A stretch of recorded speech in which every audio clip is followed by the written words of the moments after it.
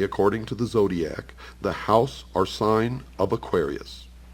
So when we read at Luke chapter 22 verse 10, we now understand why God's Son states that he and his followers at the last Passover are to go into the house of the man with the water pitcher. So we see that in the coming millennium, God's Son will bring us into his new kingdom, our house of Aquarius, the man with the water pitcher. Once we realize that in astrology each month is assigned one of the so-called houses of the zodiac, and in heaven are 12 houses, are 12 monthly signs, then the words we read of God's Son saying, quote, "In my Father's house are many mansions," unquote, makes sense when translated correctly. The proper translation is as follows: Father's house equals heavenly abode. Mansions equal houses. So correctly read, in the original text we read, "In my Father's heavenly abode are many houses." Yes, 12 to be exact, according to the mystery religion of ancient Babylon.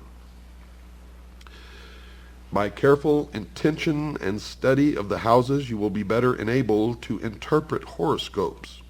It is well to remember that just as the influence of one planet in one sign may be effected for good or ill by another planet in another sign, so the influence of planets in signs in general may be strengthened, weakened, enhanced, afflicted, or otherwise altered by the influence of planets in houses, according to their beliefs.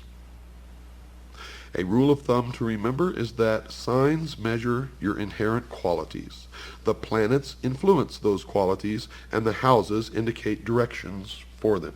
In other words, the houses indicate certain things, and a planet in a house influences or activates the things indicated.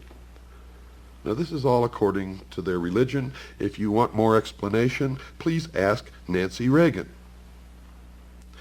Anyone familiar with modern-day Christianity must surely know we are said to be living in the last days.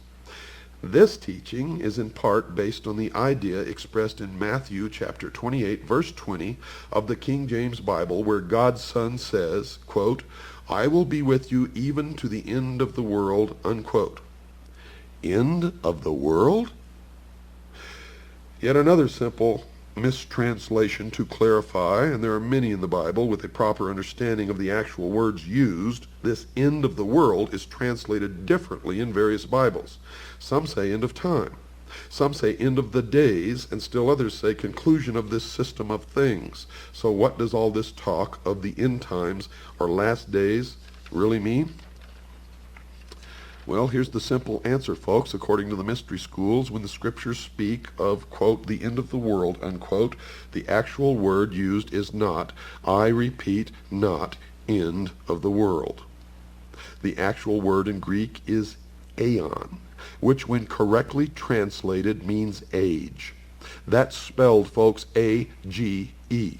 Any library will have Bible concordances. Strong's Bible Concordance is a good reference work to use here. Look up the word age in any secular dictionary or Bible concordance. There you will find the word for age is from the Greek aeon, or A-E-O-N.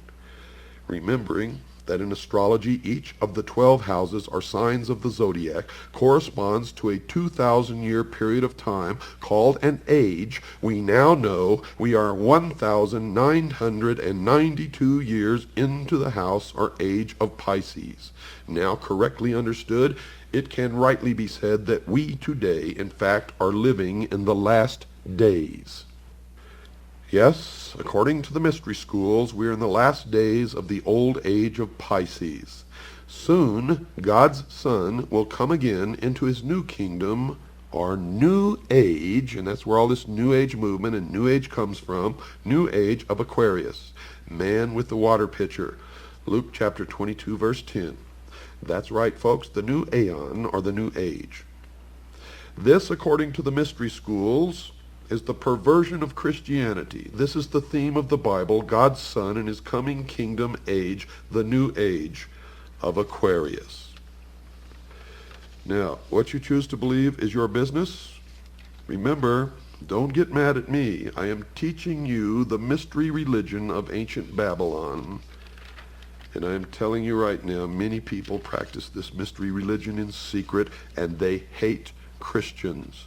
They hate Christians because they believe that Christianity is a perversion of their religion, and thus is their enemy.